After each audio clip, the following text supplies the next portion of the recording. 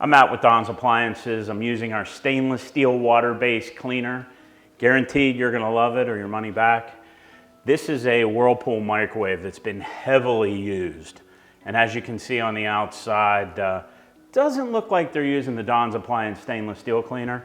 So we're gonna quickly wipe this down and we'll see what it ultimately looks at. So I'm gonna liberally apply it to the top. I'm gonna put some on my paper towel. And I'm gonna just go ahead and just wipe it down.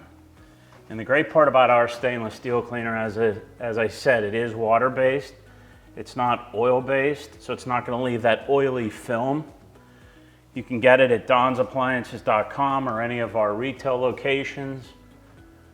We ship all over the world, so if you're watching this from different parts of the world, give us a ring. You'll just have to pay shipping and handling. I would advise you to buy multiple cans because it is well worth it. And I'm gonna just quickly go over our control panel. And then inside here, a terry cloth towel would work, but I'm actually using a paper towel that's non-abrasive. So go ahead and wipe that down real quick. And that is our Whirlpool microwave. And again, go to donsappliances.com or comment below and let us know what you think.